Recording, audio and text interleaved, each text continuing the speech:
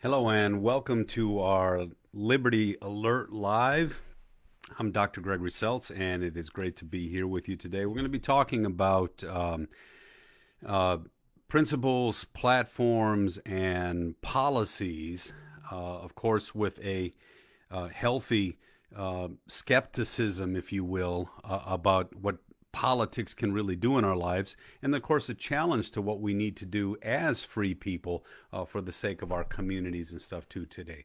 So, again, when we look at these things, we're going to talk about what are the principles that we hold dear that inform not only our actions in society, but also inform the platforms of what we think a government should do, its necessary work, and then what about those policies that flow from those principles? So we're going to look at all that. And are there fundamental truths that undergird good government? And of course, we believe yes, there are, and we believe it's also something that's been a blessing to lots and lots and lots of people, believers especially too, that's for sure. But the Christian worldview has been a blessing, and we're going to talk about that in this one article that I picked up on. It was called Nietzsche Was Right. And so you'll probably want to hear what that article is all about. I think it is a book review by Tim Keller. Tom Holland wrote the book How the Christian Revolution Remade the World. And he's not a Christian apologist, by the way. He's got plenty of skepticism about the church, too. But he said these are some things that just cannot be denied. And then we'll then talk about how those principles inform our platforms, and platforms inform our policy, and then what we expect from our government. And that's kind of what this election is all about. This is a fundamental issues election, like we've been talking about. All right, so again, for those of you who've been sharing our broadcast, I thank you again for all of that. Keep sharing it with anyone and everyone you know. Give out our website to other folks, lcrlfreedom.org, lcrlfreedom.org. And again, like we said, we can't do this without you, so sign up for our Word from the Center. You can text LCRL to 444-999. LCRL to 444-999. You'll get our Monday devotion and our Friday op-ed, which is a kind of two kingdom look at a lot of the issues that are going on today. So thanks again for everything. And today's a big day, a big week in the Capitol. And so let's get right to it. A couple of opening thoughts. And again, we've talked about this. Just remember that we take our role in government seriously, but we also understand that government is not the ultimate solution. We who are Christians know that good government can't save us. It can be a benefit, but bad government can destroy. And so we want to do the best we can with that. But we don't ever want government in our thoughts of what a government should be doing to ever take the role of free citizens, especially Christian free citizens who are doing that which is compelled by their faith, by their virtue in service to their neighbor. The last people we need telling us how to do all those things are government officials. We want them to be the referees, like we talked about a couple weeks ago. The referees who make sure the game is played fair, but then let us play. Now, before I talk again about this opportunity, about this principles and platforms, etc., there's a lot going on, right? I mean, right now we've got people still protesting Judge Barrett. And again, I just want you to come to grips with the fact that they're protesting her because she's a Christian. Now, that should kind of shock you, especially in a nation that really has benefited from the Christian worldview. And we'll talk about that in just a minute. But they're protesting her because she's that. I don't know that you can be any nicer of a person, any more qualified as a person, and look at how they're still attacking her and caricaturing her. So when I tell you that the Christian worldview is under attack, all you have to do is look at something like this. Kavanaugh was a really good person. And yet now he was smeared as a rapist. I mean, so you get to a point where you go, is there nothing sacred? Is there nothing out of bounds? And then you look at someone like Amy Barrett, and they somehow try to caricature her to be this evil force in our society. And really, she's a family person who has children. She was first in her class in law school. I mean, what else do you want? And she has a Christian moral worldview. And so again, as I've been trying to share with you, there are people who think that is in and of itself dangerous. And we have to respectfully disagree. And then we also have to respectfully say, and you're not going to make our worldview illegal just because you disagree with it. One final debate's coming up. Watch that. And then there looks like there's really some shenanigans that was going on with Ukraine and with China, but it's not where you thought it was coming from. And so, whatever your take on that bombshell, it's just another reason for me why you don't want to give government control over a lot of your lives.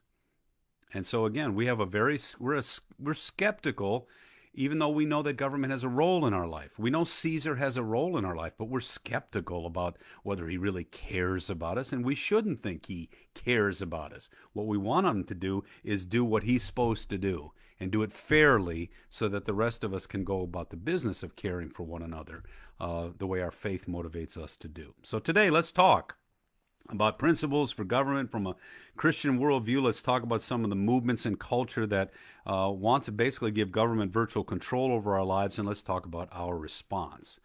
So principles first, then platforms, policies, etc. And the first thing that comes to mind is this: whose world is it? So when you're starting to talk about these principles, the first and foremost thing is, whose world is this? And again, is there purpose in the world? Are there moral principles in the world that are true for everyone? Are we accountable to those moral truths? Are there enduring structures in the world? Or are we in it only for ourselves? We make it up as we go. Life was whatever we make it. You know, it's amazing to me that the people who are talking about community, we have to be a community again, are the same people who say that I'm the author of everything that is true in my life.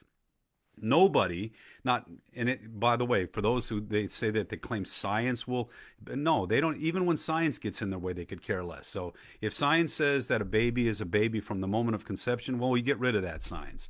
It's always about me making the final choice and being the final arbiter of my life.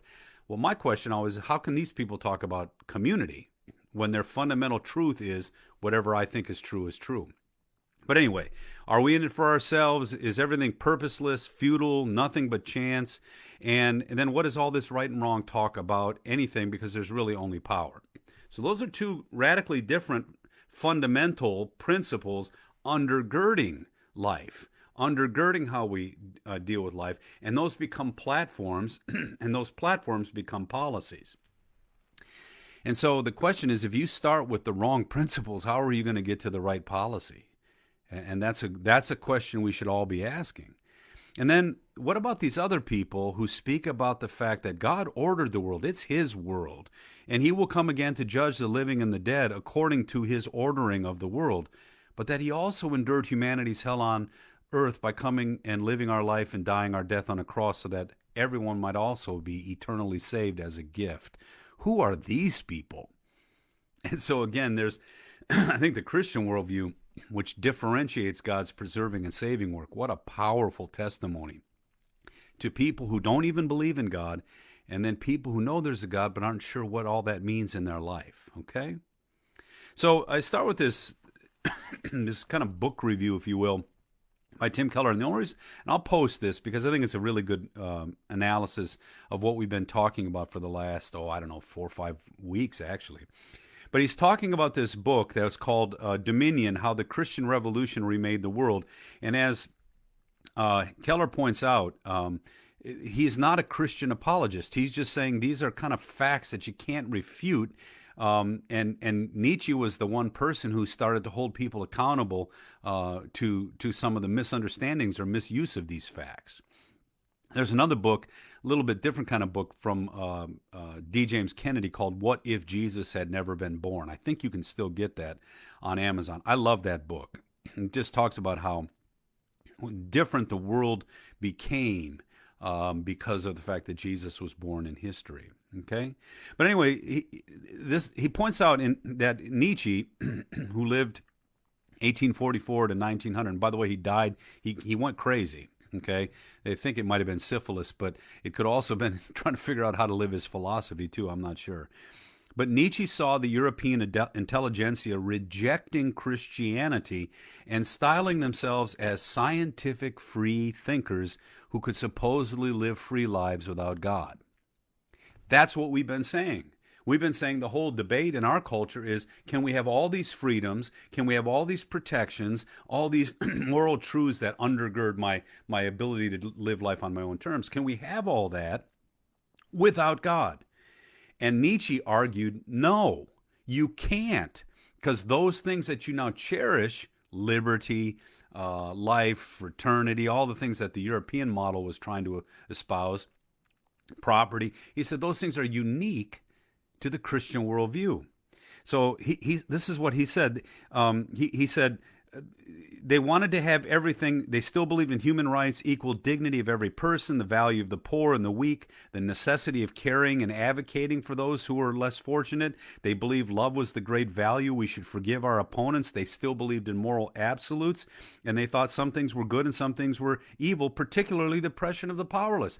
But all these things are unique to the Christian worldview, Nietzsche said. And once the Christian worldview is gone, once there is no God, none of that matters, he said. Holland then talks about how all these things were laughable to other cultures. The Eastern cultures didn't develop these ideas. The Greeks, the Romans found them laughable, incomprehensible. He talks about the shame and honor cultures of pagan Europe, the Anglo-Saxons, Franks, and Germans. They thought the Christian ethic of forgiving one's enemy and honoring the poor and the weak was completely unworkable for society. It had only grown out of a worldview that talked about God who ordered the world and then God who sent his son to save the world through a cross. In fact, the crucifixion was the most unimaginable punishment reserved for slaves. How a slave on a cross could become the savior of the world, or at least a person on the cross who died the death of a slave become the savior of the world, was incomprehensible to them. So again, this whole point, he goes on to talk about how it was not the philosophes of the Enlightenment, but the Christian canon lawyers of the 12th century that talked about our inherent dignity as human beings. And by the way, you know, I'm getting so tired of having to debate this all lives matter versus Black Lives Matter stuff. What we're saying is, because all lives matter, you cannot treat any particular life as subhuman. So that's why Black lives do matter. So if someone is treated less than human, Martin Luther King said, you know, you cannot treat us less than human because all lives matter, because all have inherent dignity before God. And there is no such thing as a life not worth living. Now, we can usurp those rights. We can give up those rights by our actions, but inherently we have them, and our government protects them. And so if a government decides, no, that group doesn't have them. Children in the womb don't have them. People of certain skin color don't have them. No, our values won't let us say that. And so we're not abdicating the idea of fighting for equal rights for all. We're saying it's founded in a fundamental principle, and that we shouldn't be driven into our own tribal corners, because that'll be the one way to lose rights for everybody. But he goes on and he talks about how even just the idea of our bodies and having to enter into consensual relationships, and how marriage was to be honored and the marriage bed was to be honored, and how this brought dignity to sex. It had brought dignity to women and to men. It brought a whole sense of dignity to family that the world didn't even know. And that there were certain levels of elitism, and the rest were, you know, the people were actually just afterthoughts. Christianity wouldn't let any of that take root because of the fundamental teachings of the Scripture. And so, you know, again, he talks about this and how the kind of secular humanism is that it wants to have all of the benefits of the Christian worldview, but it wants to divorce them from God. And all this guy is arguing is, if that's what you are trying to prove, he said, basically, you've killed the body and now you're living in the shadows of its husk. And I think that's a pretty good place for us to start, because even though he even talks about how the one area where we didn't do very well, which was slavery, obviously. But if you really look at the history even of slavery, slavery is a universal institution around the whole world. Everybody assumed that some people would be slaves. And if you really look at the African slave trade, the African leaders were brutal to their own people. And there's still a certain amount of this stuff kind of going on today. And the Europeans who traded in it and then brought it, obviously, to the New World, eventually our fundamental principles couldn't live with that.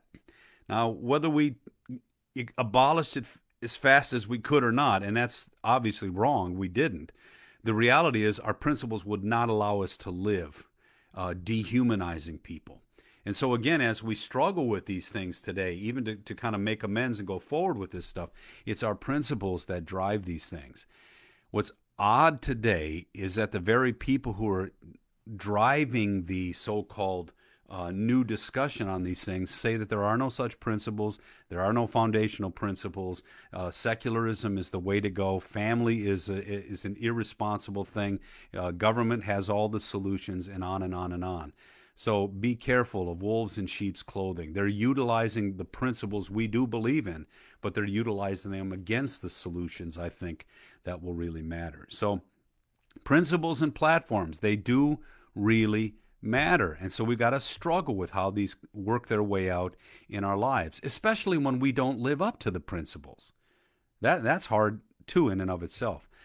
Jerry asked a few weeks ago about critical race theory. We'll talk a little bit about it today, more in the future. But, again, just kind of taking this thing forward, the critical race theory that's being hoisted on us is actually, it's built on the idea that there were problems with race, and there are problems with race because of what happened in our culture because of slavery. And those things are historically true.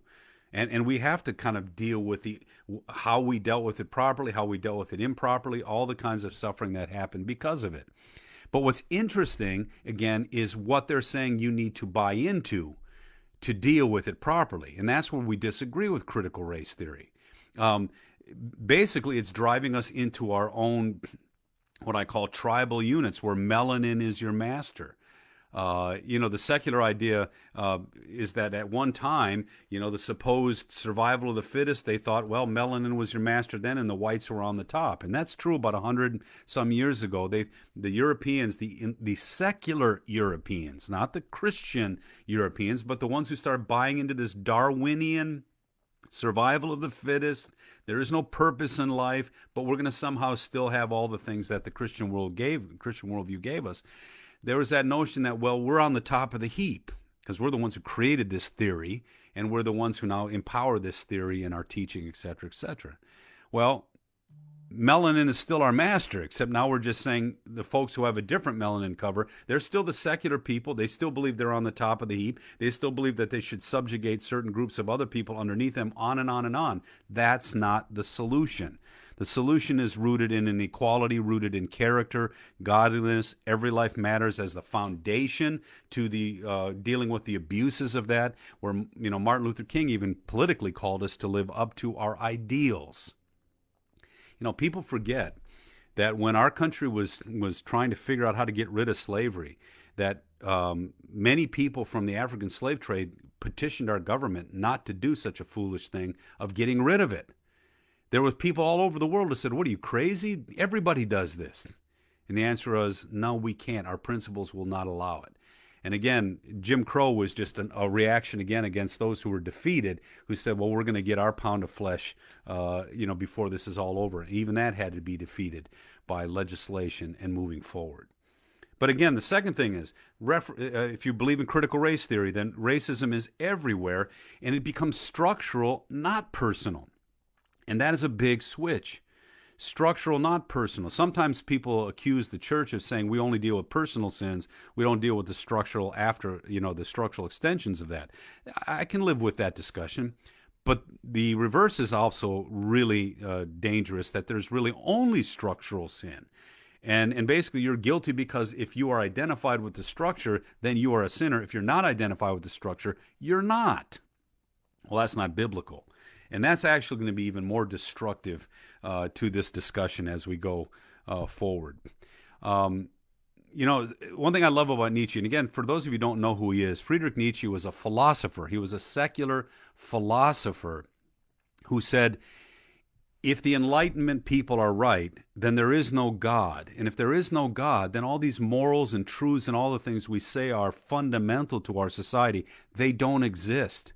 He said all there is power.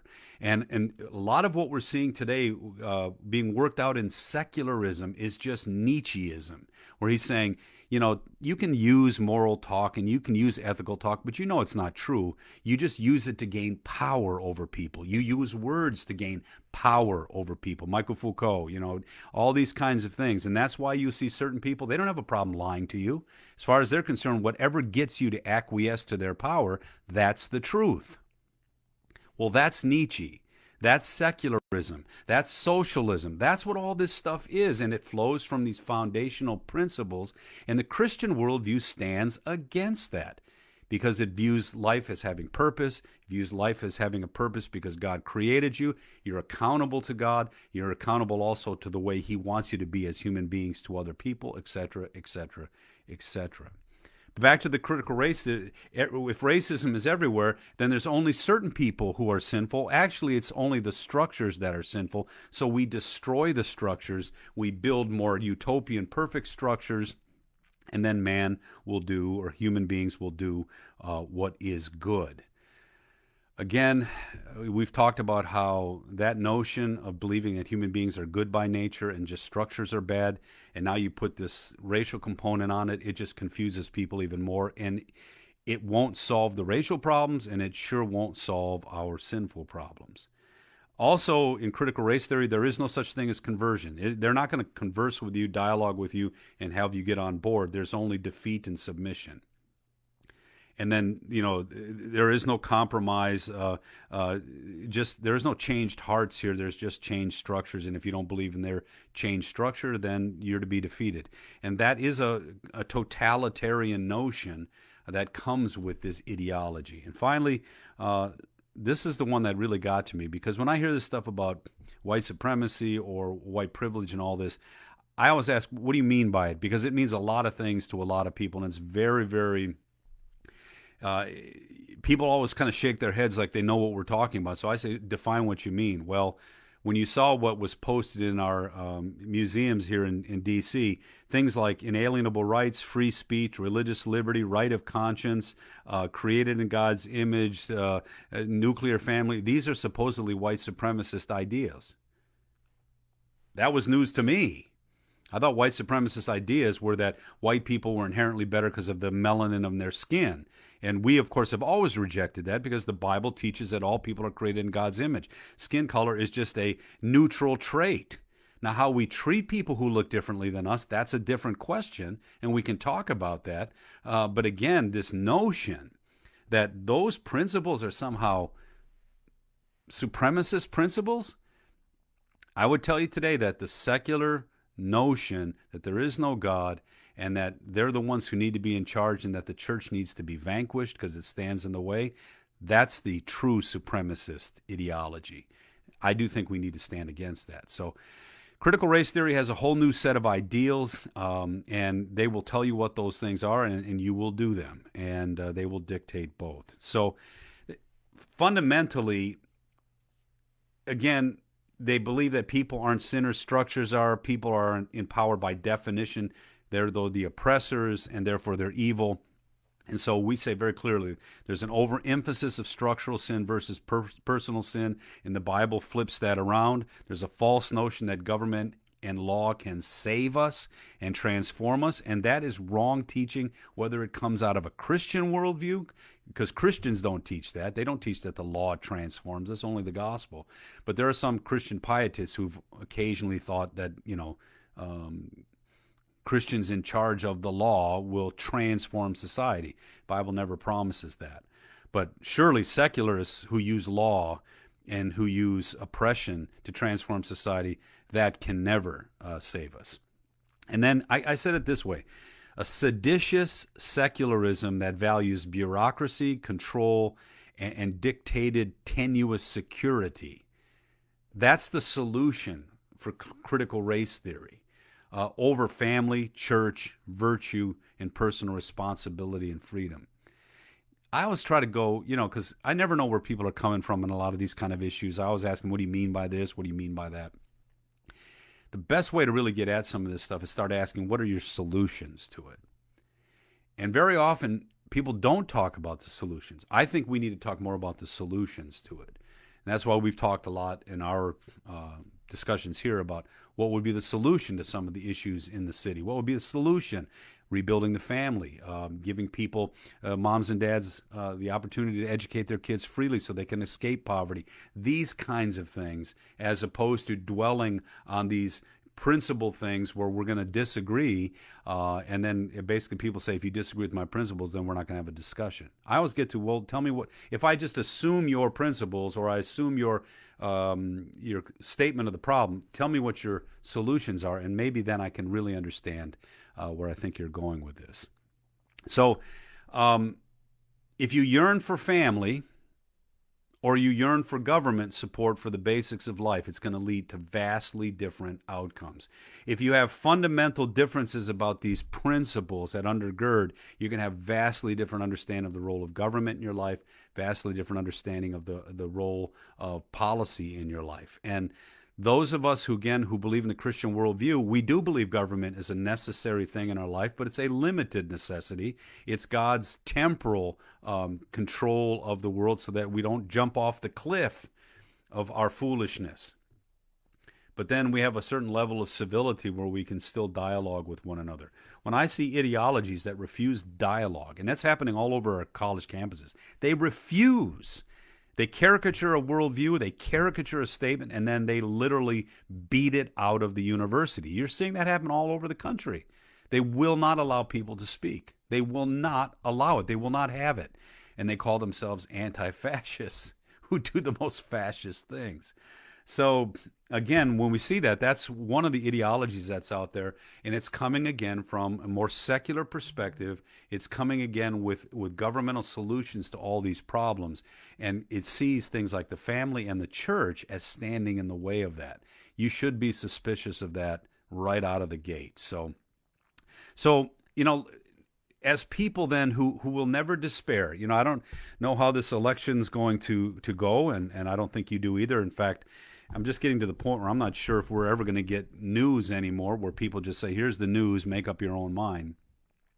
But we will never despair because we know God is in control, and we also know that God is the one who actually lived our life, died our death, and rose from the dead, which he rose from the hellishness of death itself so that we could have everlasting life. So we're not afraid of any of this stuff, but it can get worse. It can get bad in this world. And, to live in a country where we've been able to use our freedoms to keep it relatively civil and relatively sane, to just kind of vote our own demise is an interesting thing. I remember I thought about this when I was a kid. I thought, man, it must be really sad to live in Russia where, you don't have freedom in education.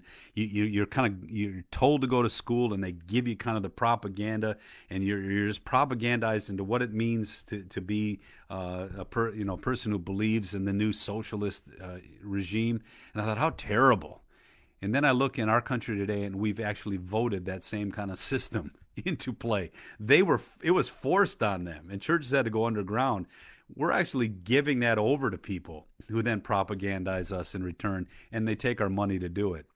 It's one of the reasons why we're for educational freedom and educational choice in our work, because we believe parents have the right to bring their children to a school that deals with the truths of science and deals with the truths of the issues of the day from a moral worldview that can actually deal with these things properly and virtuously. So principles, principles form actions to us. Ideas have consequences, and then principles form platforms, and platforms form policies. And that's how we finally vote on what we think is right. I mean, you might hear a policy, and then the question is, well, where did that come from? What's the greater platform? And then what are the principles that back that? As I said before, if you look to family, I was just struggling with this. Why is it that if the government takes over the role of the family, suddenly crime increases, breakdown of the culture increases, all these things increase?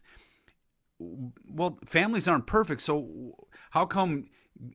Here's what I came to. I was just talking with my wife about this. I thought, because you and I, even if our moms and dads weren't, perfect parents, they would always kind of come to a point where they say, "Well, you're my son, you're my daughter, and this is who we are, and this is what you got to deal with." And you had to deal with that. You had to. And then a lot of us wanted to kind of go out into the world and prove to our parents, A, that we were worthy of whatever we thought we had, or we want to prove that we deserved more than we thought we had. But our self-reliance was built on the notion that we were going to prove ourselves to our own family. What's the motivation if the government's your family to prove? Because they own everything. They're going to dictate everything. You're never going to beat City Hall. So we create a whole different way of moving out into the world. We don't move out into the world as self-reliant people or people seeking to be that. We move out into the world as people who want to protest what we don't have. Because that's what you do with government. You say you didn't do a very good job, and you kind of keep complaining until you find out what complaints, get you heard. Which society would you rather live in? And so again, the one that emphasizes family structure, the one that emphasizes government structure as foundational, it produces a whole different society when you think about it. Well, anyway, I haven't worked all that out in my mind, but I thought it just hit me. That's why it is. Because the natural thing is when mom and dad say this is what it is, you as a son or daughter want to show that you either understand that or show that you can do even more than that. So if you believe that there is no sin, there's just sinful structures, that humans are by nature good, they just need money, structure, and liberty to do as they feel. If you believe that any notion of God, and this is key, this is why we got to stand against this, any faith in God, motivation by faith is a regression, or it's an evil preventing our coming utopia, that there are no real facts and enduring truths, just no eternal dimensions to what and who we are. There's only what we do today because there's no point of tomorrow. If you believe that, then you tend to be the kind of people who think government can control every aspect of our lives. We need the smart people to make all these decisions for us. But what you always get in return is a subsistence living, kind of a common misery or common life with no capacity for change unless you're part of the few. But at least no one will have any more or less than you. And that's the way those systems always tend to work out when in the long run. Now, if you believe that human beings have inherent dignity and they are also sinful because of their rebellion, then you believe that government is a place you don't want to coalesce power. Human beings will always do what's in their own selfish interest. That faith in God and the teachings of the Ten Commandments, which exist in every society in some sociological form, these become compelling truths to all of us. They curb us from becoming the worst that we can be, even though they don't save us. If we believe that there are enduring truths, there are eternal dimensions, and there is a point about tomorrow, so that informs what I do today, well, then you believe in less government, more personal liberty, and work has a purpose. There's a possibility of change. We want equal access so people can change one's lives. And even the notion of like education for all, if you think about where that came from, even that one, did you realize that before the Reformation, slaves were never educated? Only certain people got education. And it was foolish to educate people because then they would get ideas that they didn't belong in their station. And it was Luther and the Lutheran Reformation that said, no, everyone should be educated so they can read the Bible. They can know how valuable they are to the God who created and redeemed them. And so it's the Reformation that led this. And so there's even the notion today of universal education. Well, if people don't have inherent dignity from God, there's a whole lot of politicians who don't want their people educated. They want them to follow them, whatever they say. So, when we talk about these things, the religious liberty, right of conscience, this is what I'm looking for in a platform. I'm looking for people who will give us the freedom to have these kind of discussions. I'm looking for things that value life, because life is what life is about. The sanctity of all life. We do not start treating certain lives as less than human. That's why we don't think of the child in the womb as less than human, or the person at the end of the life who's struggling with illness as less than human. Our humanity is determined by how we treat them. And our humanity is determined by how we treat those who we have authority over. And God actually is the one who's going to hold all that accountable. So pro-life, pro-family, pro-neighborhood. Pro-educational freedom. I want all people to have access to a good education, but I want to quit giving all those decisions about what a good education is over to some bureaucrat who says, I'm going to make all those choices for the moms and dads. Let's give people that kind of access and then let them take it where it best serves their kids and let them make those decisions, not you and me.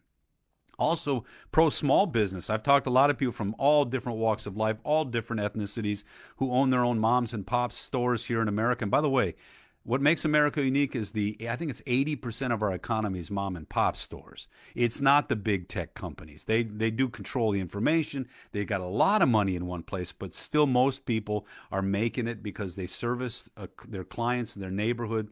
They actually produce something that people want, and then they actually make a life out of it. And they raise their families on it. They send their kids to school and to church based on those resources. So whenever I vote, I especially tell people I vote for those things that keep government nefariousness out of their business so that they can actually do what's right for their family and right for their neighborhood on their own terms. Now, I don't want to get in. Well, maybe I can. Talking to some of my friends who are from California, and, when they're telling me what's going on with business today, and how their businesses are literally being attacked every day and that they have no protection. And these are folks that came to America because they were looking for the freedom to actually be able to run their own lives and to raise their families in ways that the places they came from didn't allow them to do that. And now, just in the last maybe 10 years, they're just seeing the criminality around their businesses and the kind of, when I hear people say something like they've got insurance, that'll pay for it. If you've ever had to buy insurance and you've ever had to file a claim, you get insurance so you never have to file a claim. Because the minute you start filing claims, what happens to your insurance? It goes through the roof. And if you file too many claims, you suddenly have no insurance, and now your whole business is vulnerable. Do you know how fast that happens for a small business person?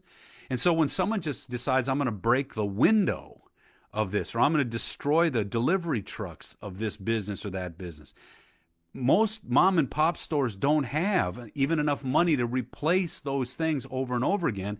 And once they start using their insurance, they get one or two tries before the insurance goes way up, or they finally say, we can't insure you. It's too dangerous of a neighborhood. It's crazy.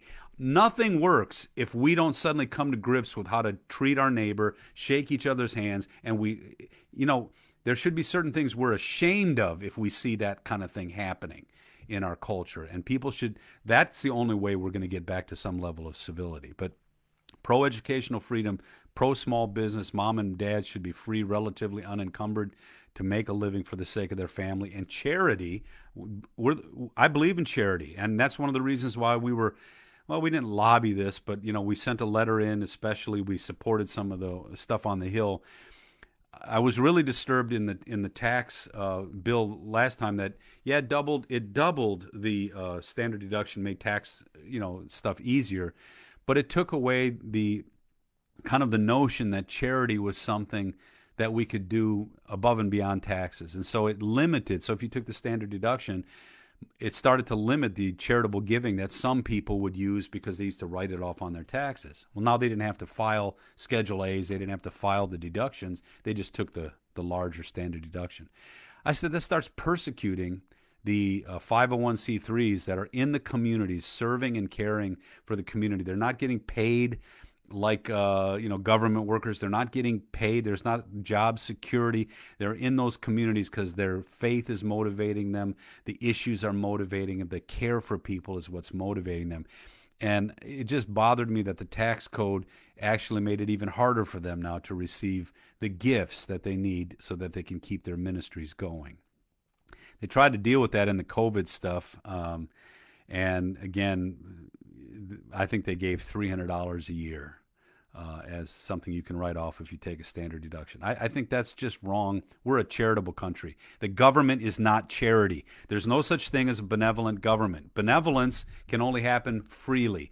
Governments are, by definition, coercive entities that take from you to give to other people. The Bible doesn't talk about that kind of stuff. It talks about you giving freely to your neighbor. It doesn't talk about the government taking from you and giving to the poor. So all this nonsense about Christianity supports socialism is silly. Christianity talks about you as an individual giving freely to those in need, or you as a church freely gathered giving to those in need. Well, they'll know that we're Christians by how we love our widows and our orphans, those who are in our care. Yes, but that's all freely given. And so the notion of coercively having it taken and given away, that's actually an aberration of that. So I'd love to see us, again, come back to a better understanding of benevolence in our country. It would definitely be a blessing to those in need. So, you know, I don't put my hope in any princes or princesses, any kings or queens, because even if the right people and the right platforms get elected this time around, the question will still be, what kind of people should we be in Christ for others? Because that's the only thing that's going to change our culture. I'm talking to our schools, especially today and here in Missouri, and I'm saying our schools need to start talking about what it means to be a two-kingdom citizen in this world for the sake of the culture and for the sake of the mission of the church, because we need to be ready for what's coming. And if the people that I don't think, people who don't value religious liberty, don't value the sanctity of life, if that whole thing gets elected, we'll still be called to be the church. And we will not despair, but we will. There will be a price to be paid for being God's people, like we've never had to pay in this country. So that is the issue, and there are principles that undergird these things. The final question is: can you have all the blessings that you have, that Nietzsche said flow from a Christian worldview? Can you have all that and deny God and deny the Christian worldview? He said absolutely not. And he said, the minute people are honest with themselves, secularism always produces nothing but power, and power is what's right. There is no such thing as right and wrong. There's only power. Well, which world do you want to live in? So when I look to vote, I'm going to look for politicians who actually stand for these freedoms. I'm going to look for a platform that honors these kinds of things. And then I'm also going to look to people, if they stand for such things, do they actually legislatively do them when the time comes? And that's basically our role in politics. After that point, our job is to be about the things of Christ, because that's the only thing that will last. Now, one last thing to share with you, and I'll try to post this too. We got to start to understand that we can be public citizens who do things beyond government. Government is not the only thing public. And we can make a huge difference. Like I said, if we could come back to a more charitable understanding of more public institutions that are out there serving freely, that could transform our culture again.